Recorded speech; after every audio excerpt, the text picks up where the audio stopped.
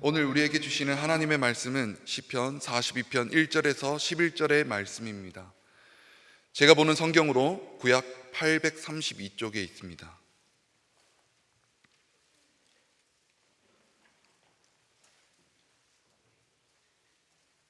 시편 42편 1절에서 11절의 말씀을 한 절씩 교독하고 마지막 절은 합독하겠습니다. 하나님이여, 사슴이 시냇물을 찾기에 갈급함 같이 내 영혼이 주를 찾기에 갈급하나이다.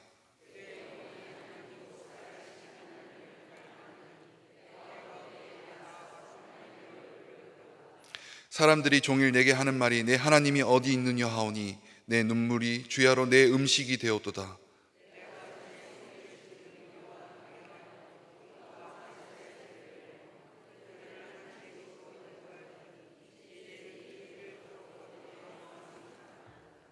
내 영혼아, 네가 어찌하여 낙심하며 어찌하여 내 속에서 불안해하는가? 너는 하나님께 소망을 두라. 그가 나타나 도우심으로 말미암아 내가 여전히 찬송하리로다.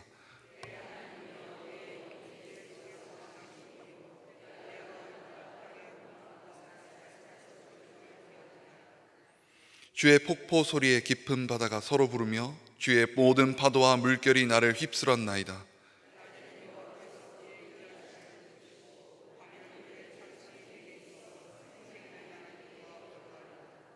내 반석이신 하나님께 말하기를 어찌하여 나를 잊으셨나이까? 내가 어찌하여 원수의 압제로 말미암아 슬프게 다니나이까 하리로다.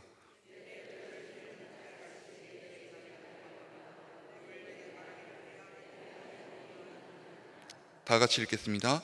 내 영혼아, 네가 어찌하여 낙심하며 어찌하여 내 속에서 불안해하는가? 너는 하나님께 소망을 두라. 나는 그가 나타나 도우시므로 말미암아 내 하나님을 여전히 찬송하리로다. 아멘. 어릴 적이나 가정에서 쉽게 접할 수 있는 동화가 있습니다. 제목은 아기 돼지 삼형제입니다. 어느 날 아기 돼지 삼형제는 엄마 돼지로부터 독립하여 살게 됩니다. 세 마리의 아기 돼지들은 자신만의 집을 짓기로 약속합니다. 첫째 돼지는 지푸라기로 집을 짓고, 둘째 돼지는 나무로 된 허술한 집을 지었지만, 셋째 돼지는 벽돌로 된 튼튼한 집을 지었습니다. 그리고는 어느 날 그들을 잡아먹으려 하는 늑대가 나타나 허술하게 지어진 첫째, 둘째 돼지의 집을 단숨에 하고 불어 무너뜨려 그들을 잡아먹었습니다. 그러나 튼튼한 셋째 돼지의 집만은 무너지지 않았습니다. 집이 무너지지 않는다는 것을 깨달은 늑대는 셋째 돼지를 밖으로 유인하려 했고, 늑대는 어떻게든 셋째 돼지를 유인하려 했으나 늑대의 모든 계획은 실패하고, 늑대는 셋째 돼지의 집 굴뚝으로 들어가려고 그것을 이제 준비를 했는데, 그것을 눈치챈 아기 돼지, 셋째 아기 돼지가 뜨거운 솥을 굴뚝 밑에 놓아 늑대는 죽게 된다는 우화입니다. 이 이야기의 출판은 18세기 후반의 영국의 조지프 제이콥스의 문학으로 민간 전승으로 구전되어 온 이야기입니다. 1933년에 월트 디즈니에 의해 애니메이션 영화화되었고, 오래된 전승 문학이기에 여러 번역이 존재하지만 결국 이 이야기의 교훈은, 첫째, 집을 튼튼하게 짓는다면 어떤 것이라도 염려하지 않아도 된다는 점이고, 둘째, 어떤 집을 지을 것인가, 내 삶에 어떠한 안전장치를 두고 살아갈 것인가에 대한 점을 이야기하고 있습니다. 우리 그리스도인의 생활에 있어서 가장 중요한 것은 항상 하나님과 교제하고 있다는 것입니다. 하나님과 교제할 때 하나님의 능력과 보호와 인도하심을 경험할 수 있기 때문입니다.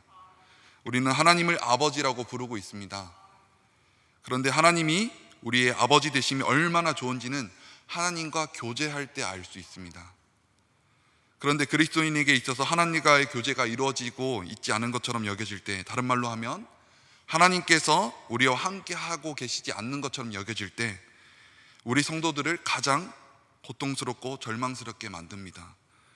이때 우리가 느끼는 감정은 하나님께서 나를 버리셨다고 하는 그 생각입니다. 그러나 우리가 성경을 통하여 알고 있는 지식은 하나님은 그의 백성을 버리시는 일이 없다는 것입니다. 우리가 고통스럽고 절망을 경험할 때에도 하나님은 우리를 여전히 사랑하시고 함께 하신다고 하신 것입니다.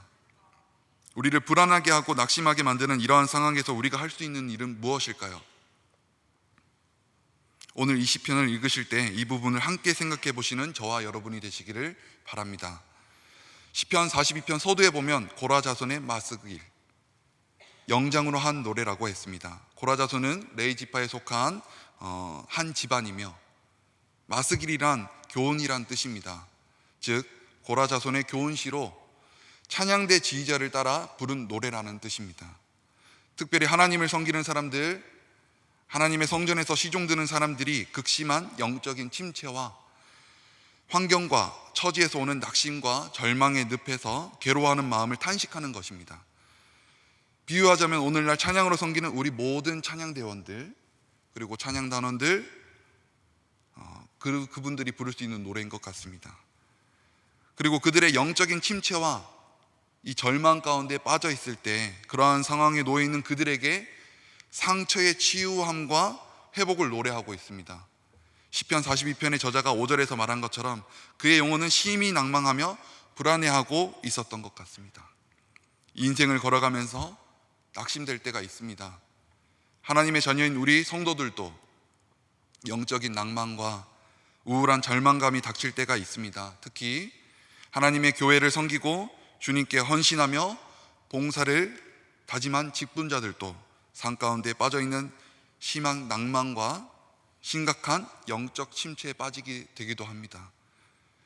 하나님은 지금 나의 사정과 형편을 알고 계시는가? 그렇다면 왜 내가 이렇게 어려움을 당하고 있는데도 하나님은 나의 사정을 외면하시며 왜 도와주시지 않지? 이 생각을 하며 낙심의 수렁에 빠질 때가 있는 것입니다. 그러면 오늘 본문의 시편 42편의 저자는 왜 영적으로 낙심하게 되었을까요? 그 이유를 살펴보겠습니다. 첫째로 그는 하나님의 성전에서 예배를 드릴 수 없게 되었기 때문에 낙심했습니다. 그는 이스라엘 최북방 지역인 헤르몬산 지역에 억류되어 있었습니다.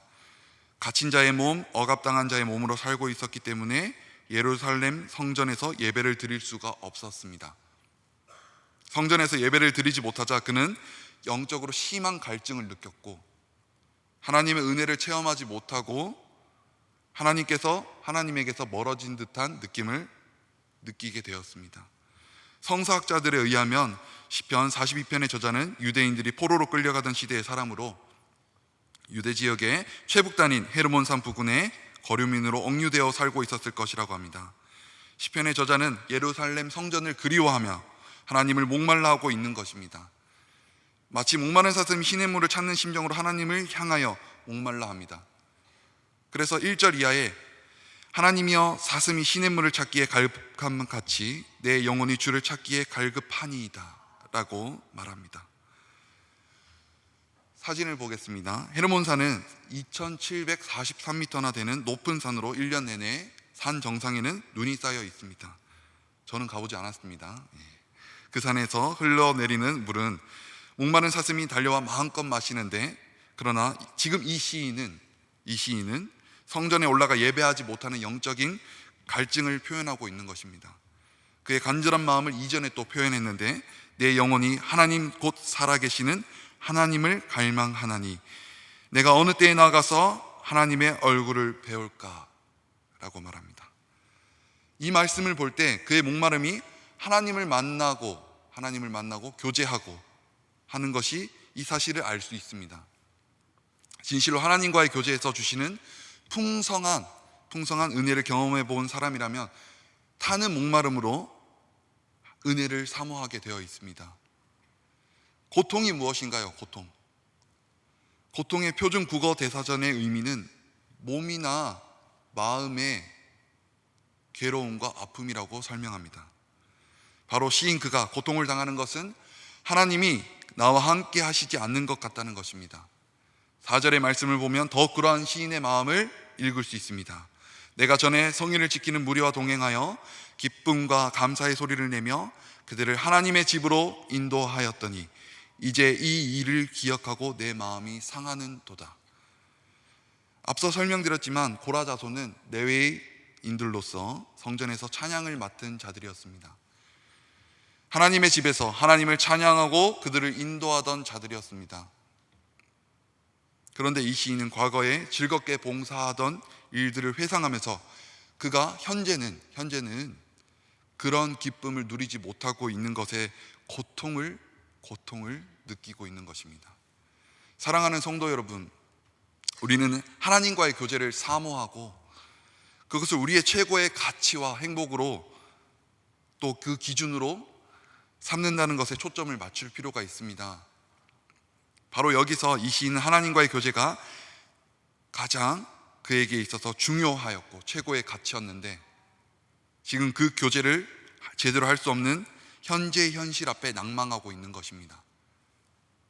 우리 믿음의 성도들을 고통스럽게 하는 것은 하나님과의 교제가 정상적으로 이루어지지 않는 것처럼 보일 그때입니다.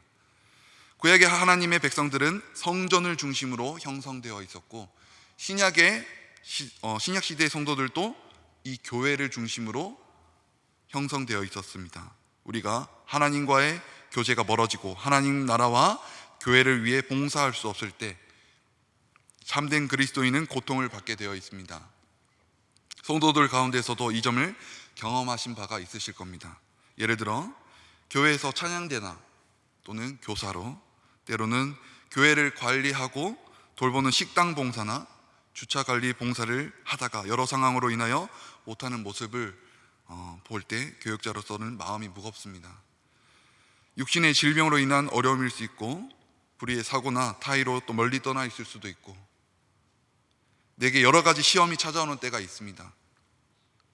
이때 참된 믿음의 그리스도인은 고통하면서 주의 일을 간절하게 사모하게 되어 있습니다. 왜냐하면 교회 직분이라는 것은 우리가 하고자 하는 내 의지로 단순한 봉사 행위가 아니라 이것으로 인해 내가 있는 지금 그 자리가 하나님의 은혜를 경험하는 은혜의 방편이 되기 때문입니다. 성도 여러분, 만약 값을 지불하거나 혹은 어떤 것이라도 값을 지불했다고 생각하게 되면 그 순간 우리의 마음, 신앙적 자세는 바뀌어 버립니다.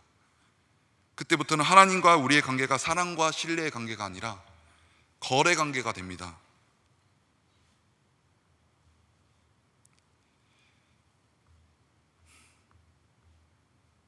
대등하게 주고받았기 때문에 더는 피차 상관할 이유가 없습니다. 그것으로 끝이 난 것입니다. 우리의 믿음 생활에서 감동이 없는 것은 하나님과의 거래 관계를 갖기 때문입니다. 사랑하는 성도 여러분, 그러나 우리의 믿음은 이런 식의 거래 관계가 아닙니다.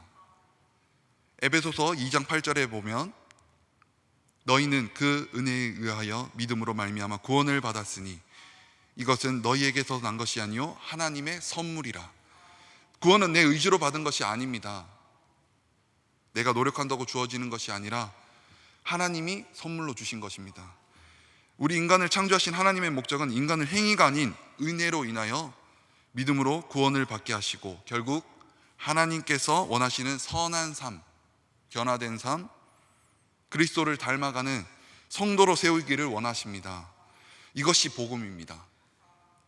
이 복음은 하나님의 영, 성령님이 내 안에 계시는가, 이것에 초점을 맞추고 살아가야 합니다. 에베소서 3장 7절의 말씀을 화면을 참고하시겠습니다. 이 복음을 위하여 그의 능력이 역사하시는 대로 내게 주신 하나님의 은혜의 선물을 따라 내가 일꾼이 되었노라. 하나님의 은혜의 선물, 즉 구원을 베풀어 주신 그 은혜가 나에게는 너무나도 감사하고 감격스럽기 때문에 우리는 주님의 몸된 교회를 이루고 서로 모이고 교제하고 서로 섬기며 은혜 안에서 하나님의 나라를 세워가는 것입니다. 이것이 킹덤 빌더로서의 삶입니다. 2차 세계대전 중에 히틀러에게 신임을 받았던 나치 정권의 건축가로 알려진 알베르트 슈페어라는 사람이 있습니다. 전쟁이 끝나고 나서 전범 24명이 재판을 받았는데 다른 전범들은 모두 시키는 대로 했을 뿐이라며 자신의 죄를 부인했습니다. 부인했는데 유일하게 슈페어 자신이 죄를 인정하여 이 뉘른베르크 전쟁 범죄 재판에서 20년의 징역형을 받고 복역했습니다. 그리고 그는 자신의 잘못을 담은 자서전을 썼습니다. 어느 날 독일의 일간 잡지로 지금에도 유명한 데어 슈피겔 기자가 그를 인터뷰했습니다. 당신이 쓴 책을 보면 나의 죄는 절대로 용서받을 수도 없고 용서를 받아서도 안 된다고 했는데요, 지금도 그 생각에는 변함이 없습니까? 라고 하는 그 기자의 질문에 슈페어가 아주 슬픈 기색을 띠며 대답했습니다. 나는 죄값을 치르기 위해 20년 징역을 살았습니다. 그리고 그 죄값을 다 지불하고 석방이 되었습니다. 사실 나는 자유인입니다. 그러나 내 마음에는 여전히 내가 범한 죄는 절대 용서받을 수가 없다는 생각이 있습니다. 그리고 용서받아서도 안 된다는 죄라고 생각합니다. 2차 대전 때 희생당한 수백만의 사람들을 생각하면 내 죄는 용서받을 수 없습니다. 그는 수십 년 동안 자신의 범죄를 철저하게 책임지려고 노력했습니다. 그리고 처절하게 참회의 길을 찾았지만 죄책감에서 벗어날 수는 없었습니다. 그는 결국 무섭고 잔인한 죄책감에 시달리다가 인터뷰를 끝내고 얼마 되지 않아 세상을 떠나버리고 말았습니다. 사람이 스스로 자기 죄에서 빠져나올 수가 있습니까? 죄를 범한 후 양심에 남아있는 죄책감에서 벗어나 자유로울 수 있습니까? 우리에게는 그럴 능력이 없습니다. 오직 주님의 핏값으로 우리를 사시고 구원하신 그 은혜를 다시 바라봐야 합니다. 하나님과의 교제를 사모하고 교회에서 봉사하는 것을 최고의 즐거움으로 여긴다는 것을 기억하십시오. 그리스도인의 삶을 의미 있게 해주는 것은 예수 그리스도가 중심이 되는 십자가의 은혜가 바탕이 되는 교회를 중심으로 형성되어 있습니다. 사랑하는 성도 여러분, 하나님과의 교제를 중요하게 생각하십시오. 바라봄의 신앙을 통해 우리는 하나님과 친밀해야 합니다. 그리고 교회에서 선교, 친교, 봉사하는 것을 큰 즐거움으로 여기십시오. 우리의 성김과 봉사를 통해 하나님의 나라가 이 땅 가운데 세워지기를 바랍니다. 시인은 6절과 7절에서 다음과 같이 탄식합니다. 현대인 성경으로 번역된 말씀을 보면, 내 하나님이시여, 내 영혼이 내 속에서 낙심함으로 요단강이 흐르고 헤르몬산과 미살산이 우뚝 선 이곳에서 내가 주를 기억합니다. 주의 파도와 물결이 나를 엄습하고 슬픔의 홍수가 폭포같이 나에게 쏟아집니다. 라고 했습니다. 성전에 올라가 예배를 드리지 못할 때 영적 침체와 영적 낙심에 빠지게 됨을 고백하는 것입니다. 사랑하는 성도 여러분, 우리가 자유스럽게 예배하고 마음 놓고 하나님을 성전에서 나와 예배하는 것이 얼마나 큰 축복인지를 깨달아야 합니다. 코로나 팬데믹으로 인해 교회에서의 이런 일상적인 예배가 얼마나 그리웠는지 모릅니다. 3년이 지난 지금 회복을 이야기하고 있는 이 시기에도 우리는 각자의 상황과 형편을 돌아볼 필요가 있습니다. 스스로가 영적 침체에 빠져 있지 않은지 살펴보아야 합니다. 매 순간 우리는 하나님 보시기에 어떠한 모습으로 서 있는지 점검해야 합니다. 그리고 오늘 나는 성령님을 내 마음에 모시고 그분과 동행하고 있는지 영적 상태를 점검해야 합니다. 내 삶의 예배를 소홀히 하고 어떤 이유에서든지 예배를 드리지 못하면 영적 침체에 빠지게 되어 극심한 낭망에 빠지게 됩니다. 우리가 드리는 이 예배가 성령에 감동된 예배, 기쁨과 감사로 드려지는 예배는 우리의 영성에 강건함을 줍니다. 그러나 반대로 이런 예배를 게을리하고 예배를 드리지 못하면 조그마한 어려움에도 직면해도 낙심하게 되며 영적 침체에 빠지게 됩니다. 성도 여러분, 우리의 믿음은 반쪽짜리 믿음이 되어서는 안 됩니다. 하나님께 온전히 맡겨드리는 성도님들의 삶이 되시기를 바랍니다.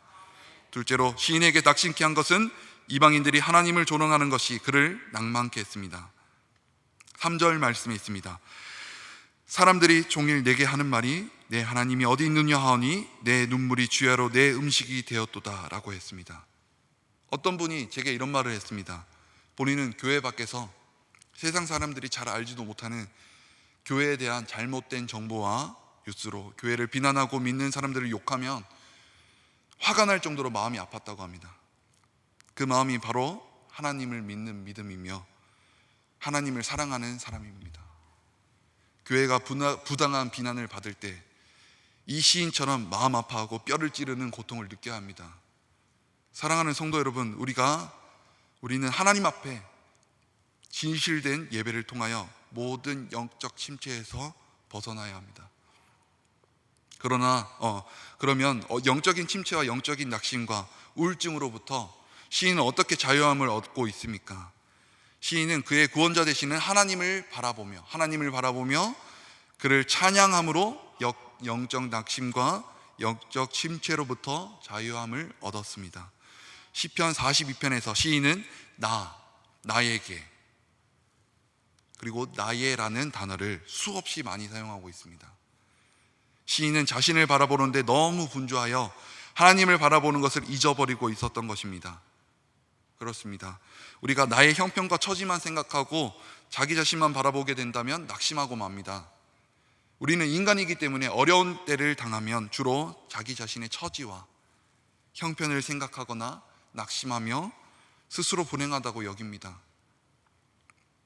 그러나 우리 신앙인들은 하나님이 우리를 돌보시지 않은 것처럼 느껴질 그런 때일수록 모든 것이 합력하여 선을 이루어 가시는 하나님을 바라볼 수 있어야 합니다.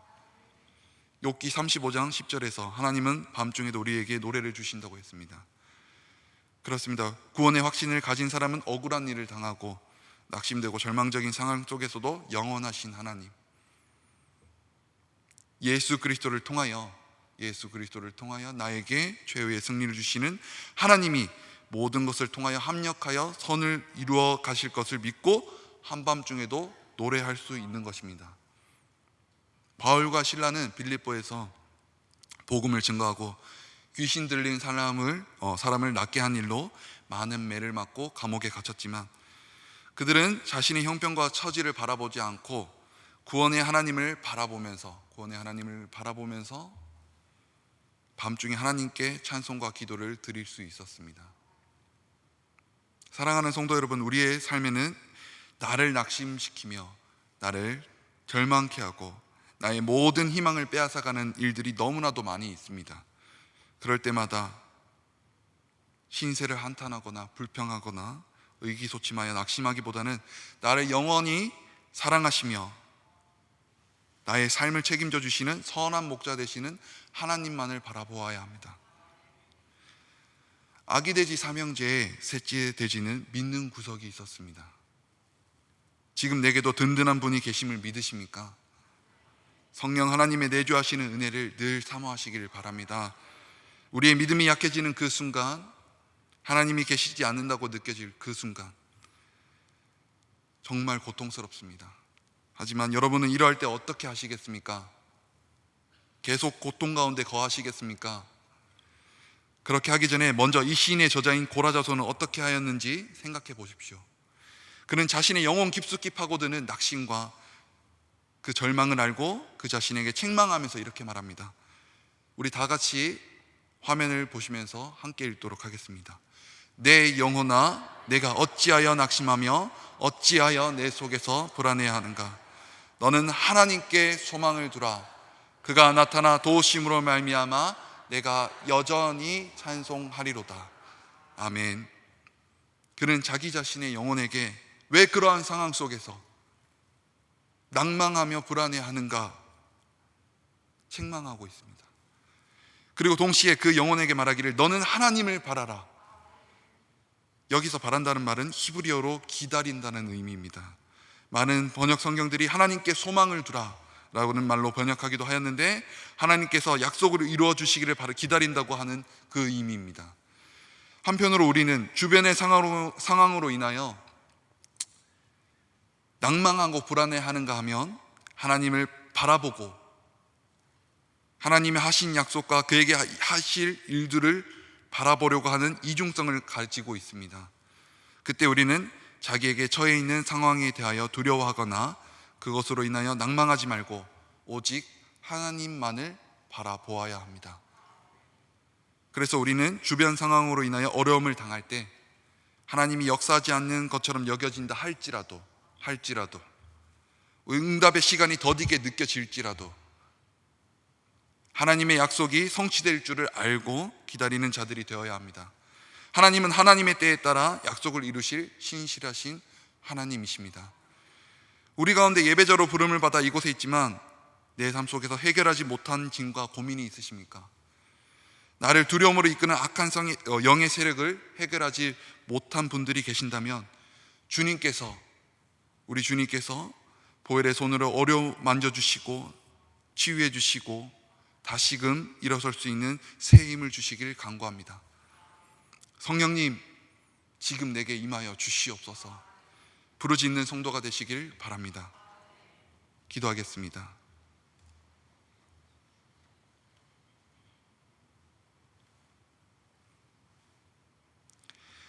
사랑과 은혜가 풍성하신 하나님 아버지, 은혜와 사랑을 참 감사드립니다. 오늘 또 주신 말씀을 통하여 하나님 앞에 이렇게 나와 예배를 드립니다. 주님, 저희의 심령이 불안하지 않게 하시고 오직 하나님만 바라보며 하나님께 매어있는 주의 종들이 될 수 있도록 주님, 저희를 붙잡아 주시옵소서. 감사드리며 사랑의 우리 구주 예수 그리스도 이름으로 감사하며 기도드리옵나이다. 아멘.